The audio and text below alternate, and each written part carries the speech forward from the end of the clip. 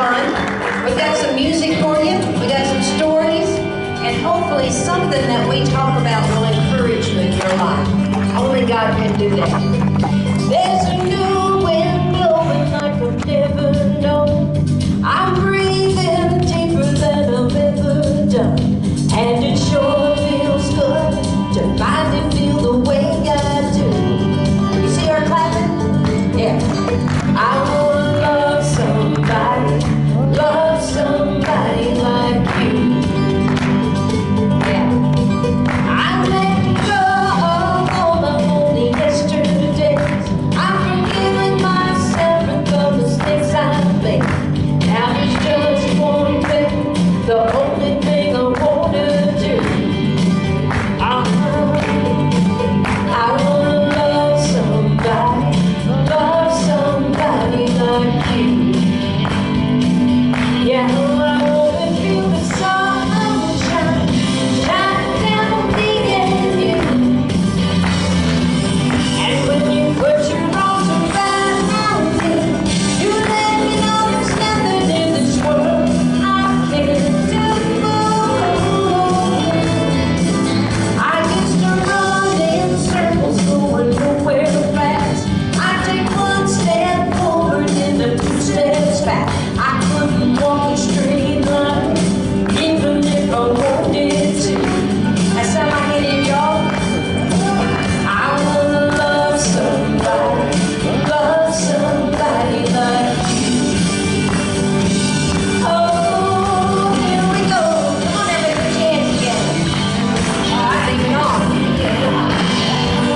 I'll get y'all off. I wasn't a cheerleader in high school. Not a very good one, at least.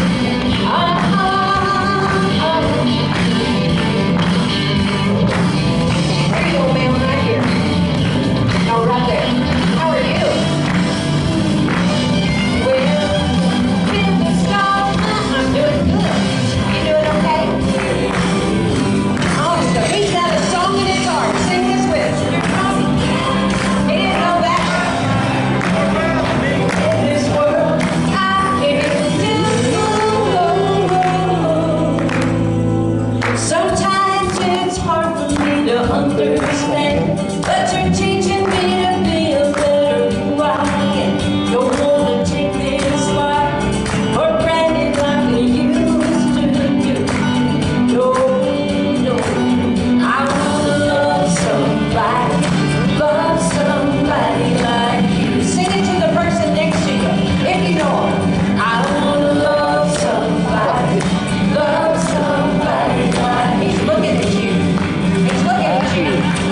I wanna love somebody like you.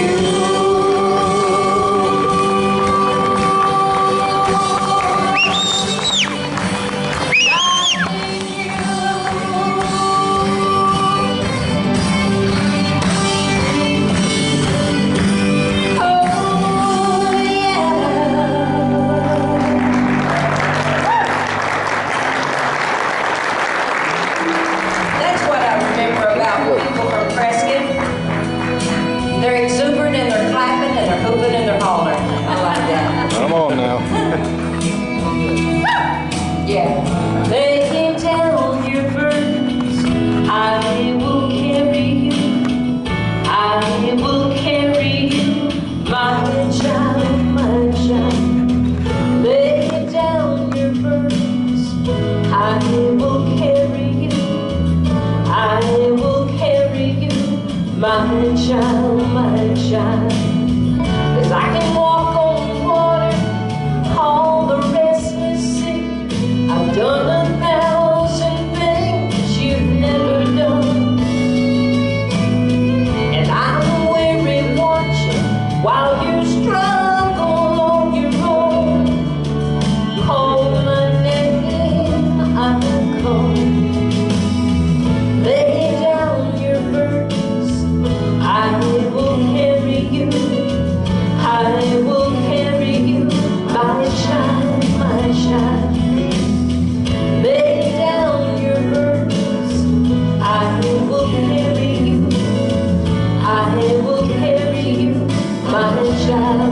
shine.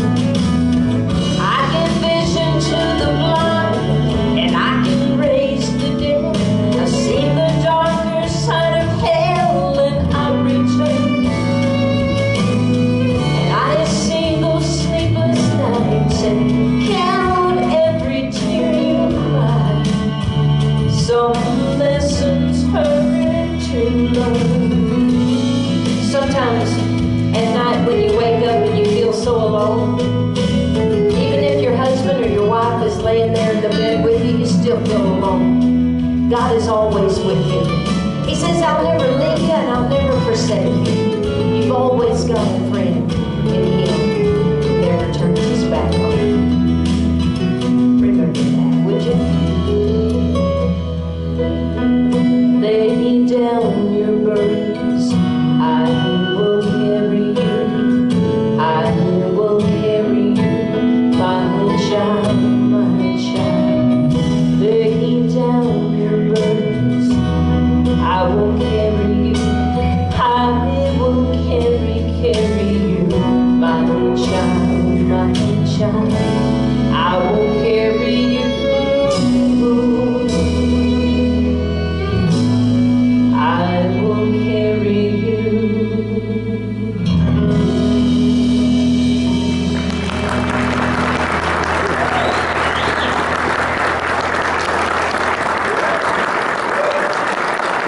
Thank you very much.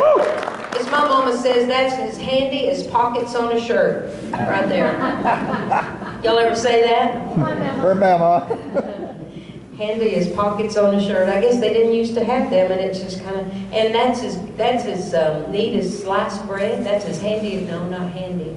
Good? How do they say that? That's something as sliced bread. That's the best thing that happens since sliced bread. Her grandma used to say that dog won't haul freight. That dog won't haul freight. That's a good one too.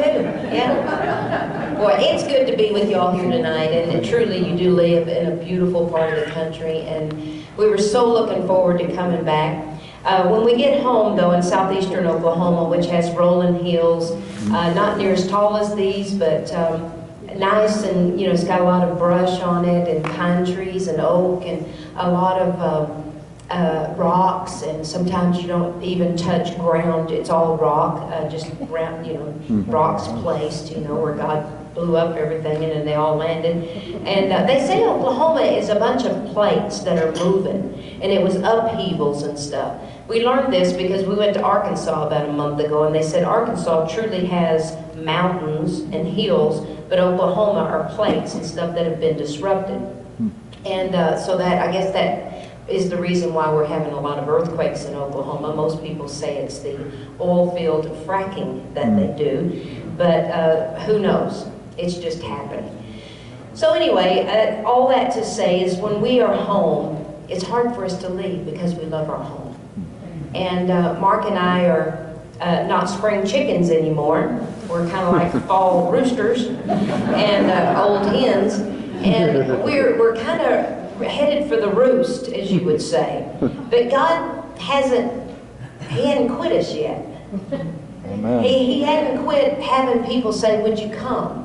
And so when Pastor Ed and Debbie said, would you come to Prescott, we said, yes. Okay, we don't want to seem too anxious here.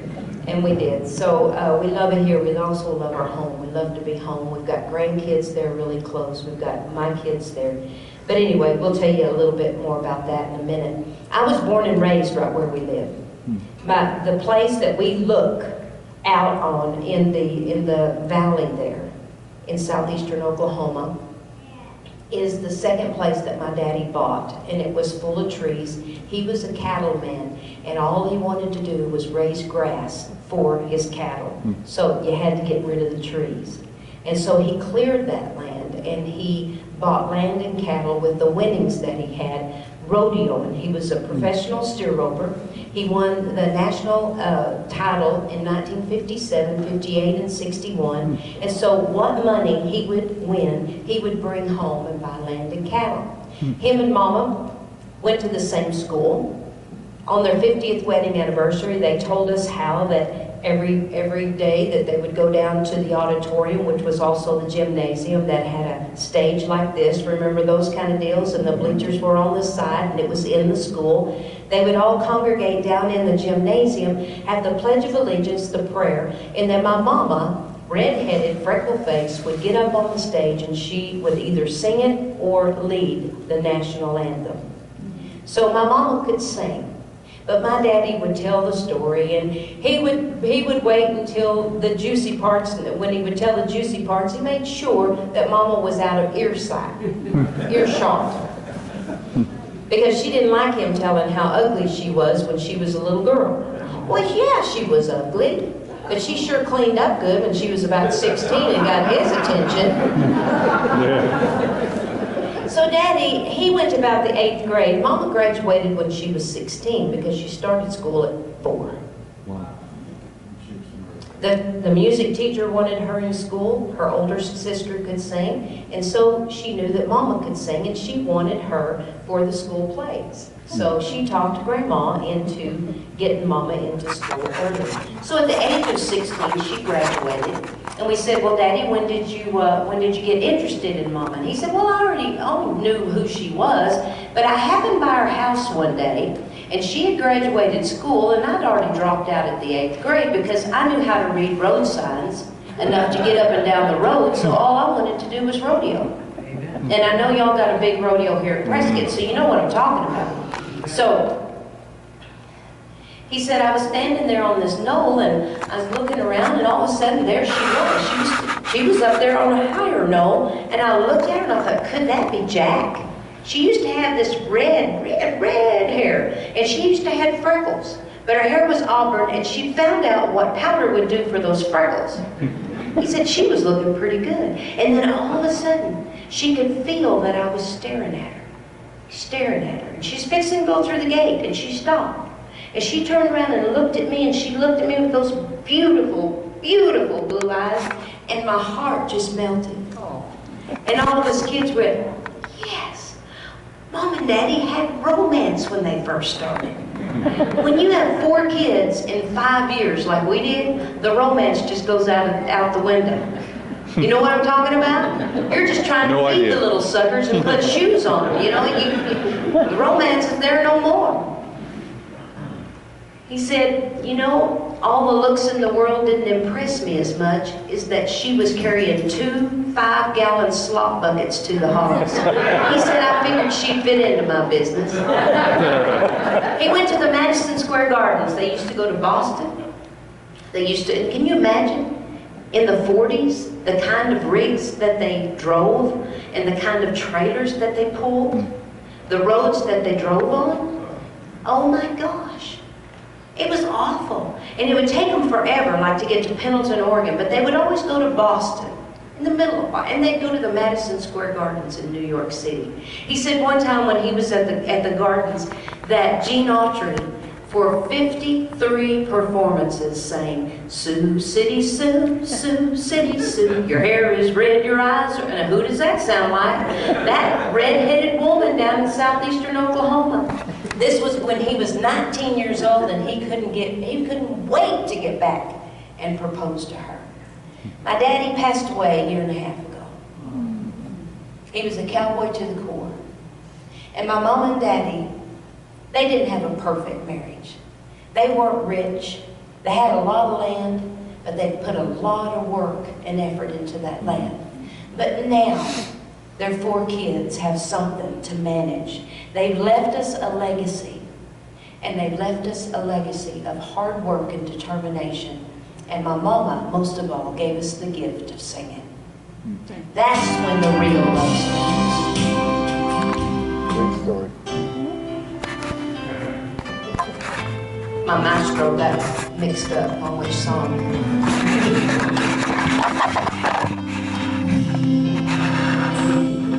A long white dress, a warm summer night,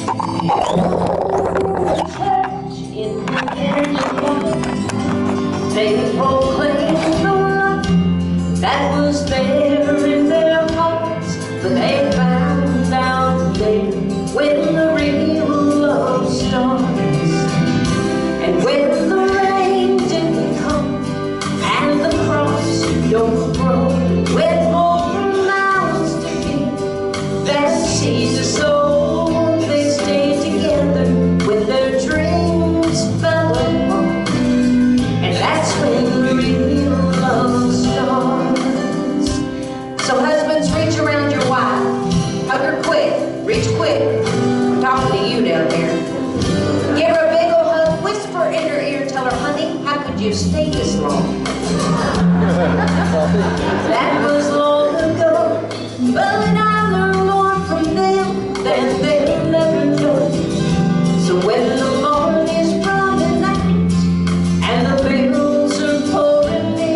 I just hold you close, and I think of them.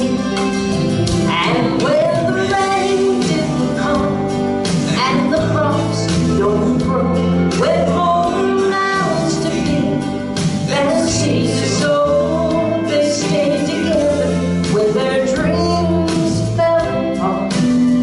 That's when the real love starts. It all seems so easy when things are going right, but the true test of love, it lies somewhere down the line. Like when the rain didn't come and your crops don't grow, with more mouths to feed than seeds to sow. You gotta stay together if your dreams fall apart. That's when the real love starts. That's when the real love starts. So in those trials and tribulations of life, and certainly of marriage, y'all know it's not a time to go peeking over at the greener grass on the other side of the fence, don't you? You know why? That's where they dig the septic tank. And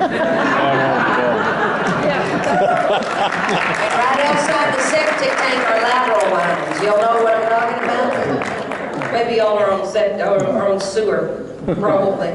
Well, my grandma and Smith, my mama's mama, was the greatest influence in my life. And I never not tell the story of my grandma. Amen. And most of the time of my raising up. Because that made me. It made me who I am. And don't forget your story. Tell somebody about your story, because people are interested in where you came from, who influenced you, and to the good or to the bad. Tell your grandkids your story. My grandma came from Mississippi. Her daddy was a store owner. He died of TB. Remember, I just saw a documentary not too long ago how bad tuberculosis was. They called it the consumption. Yeah. It killed a lot of people in the United States. Well, he was one of them. He was in Mississippi. Her mama brought my Aunt Clara, my Uncle Peerless, and my grandma, Reba, back to Oklahoma to sharecrop with family, or they would starve to death. They didn't have anything else. My grandma's name was Susie Raper. What a name. What a name. I wonder just how they got that name, you know? Susie Raper. Well, my grandma was raised by that great woman, and she married my grandma, and they lived on a little farm about 3 or 4 miles from where we lived. My mama was raised there in that house. And when my daddy couldn't keep me, and on the ranch, Mama would call the bus driver, and she would have Gene Wilson come by and get me, and on his way into school, drop me off at Grandma and Grandpa's. It was a haven to me, mostly because I was the youngest grandkid at that time.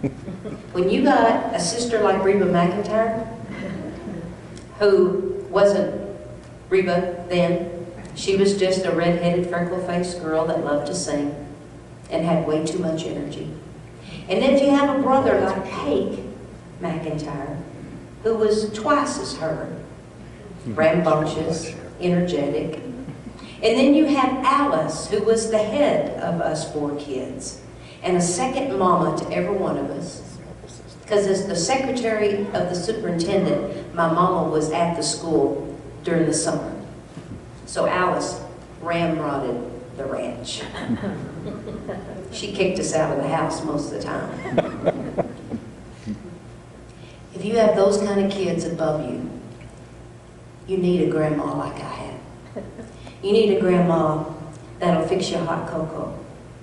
You need a grandma that'll let you eat all the butter on the biscuits that you want. And that'll make you the best fried chicken in the world and the best blackberry cobblers and the blackberries picked by her. You'll want a grandma who will teach you about gardening and how important it is to have pretty flowers around your house, even though there's less than 5 people that come down your road a day, including the mailman. And she'll tell you how important it is to get out on the front porch swing in the afternoon when there's not a breeze in sight. And make your own kind of breeze. And tell your grandkid where you came from. Yeah. And tell you stories of how Jesus is coming back. That was in the 60s. He's not come back yet. But you know what? I told my grandkids about it on Easter. Amen. Amen. He's coming. She gave me a legacy that brings back so many memories. And I hope and pray that you do the same. That rusty yellow school bus came to pick us up each day and took my sisters off to school and dropped me at your house to play.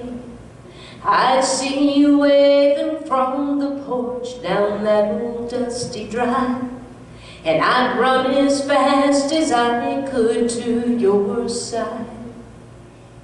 You taught me how to garden, and then you'd let me help you cook.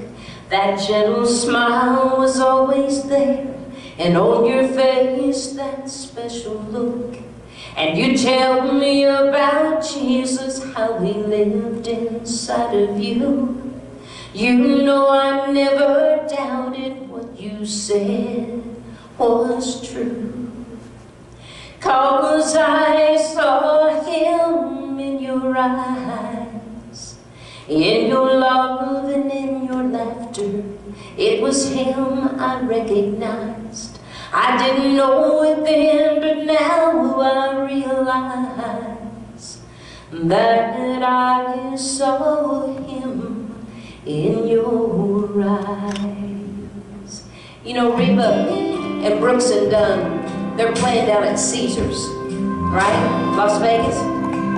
The crowd roars when Ronnie Dunn sings this song. Old man Ridley lived in that white house down the street where I grew up. Mama used to send me over with things, and we struck a friendship gold. We spent a few long lost summers out in his front porch swing. Said he was in the war with the Navy. He lost his wife, he lost his baby. I braved up and asked him one time, how'd you keep from going crazy? He said, oh, I'll see my wife and son one of these days. I asked him what he meant, and then he looked at me and smiled. Said, I raised my hands, I bow my head, I'm finding more and more truth in those words written in red. They tell me that there's more to life than just what I can see. Oh, I believe.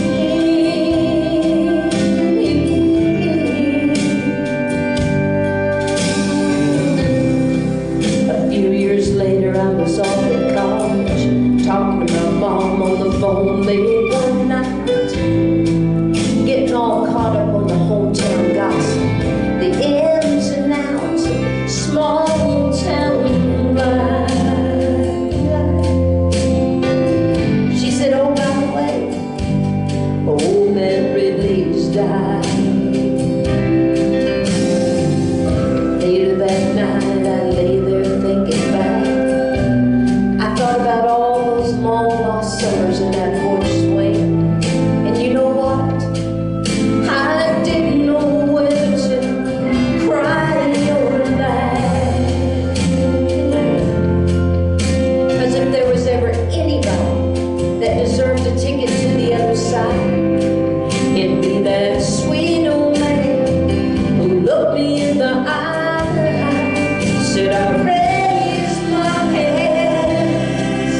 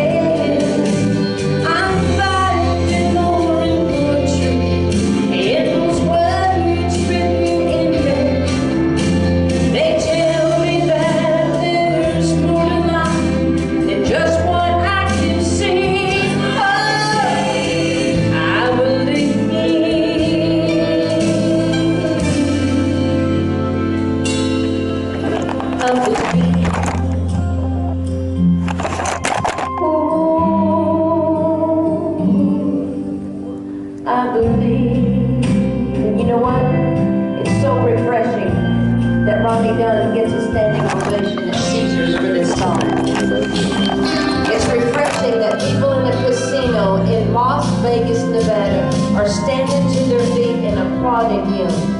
It tells you what America is made of, huh? Hallelujah. Oh, I believe in what they're wanting and what they believe. Oh, I believe.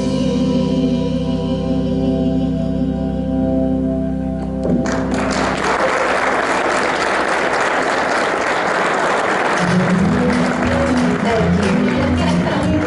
Absolutely.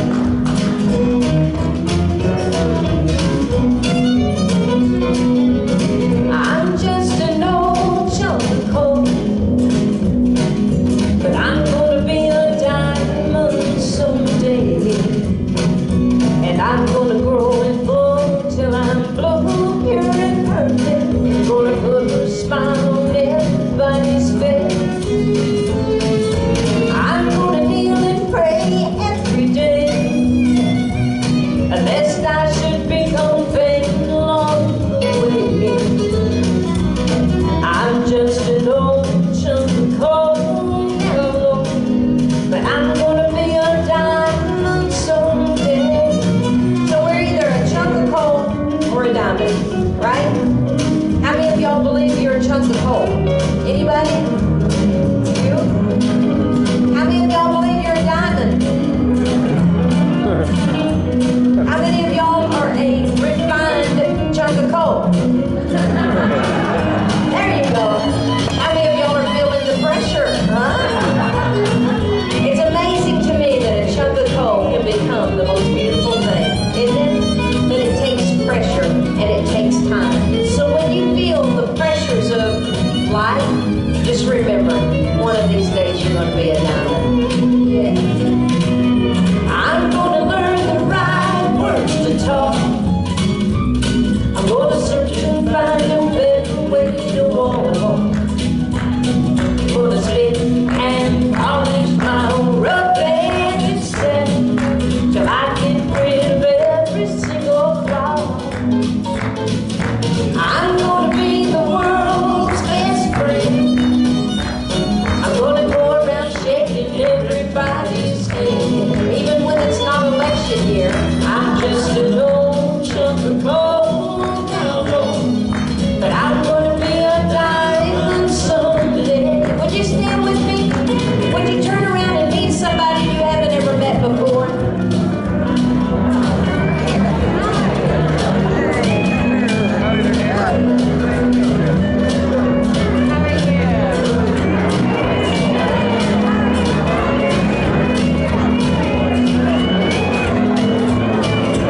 I'm gonna be the world's best friend.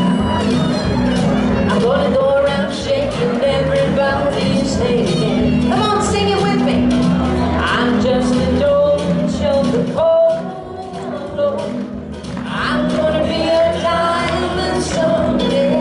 That's right. I'm just an old chunk of coal, but I'm gonna be a diamond someday. One more time. I'm just an old chunk of coal, but I'm gonna be a diamond someday.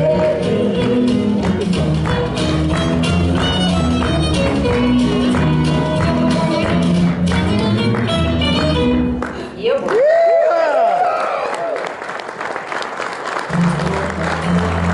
You can play the games and you can act out the part, though you know it wasn't written for you.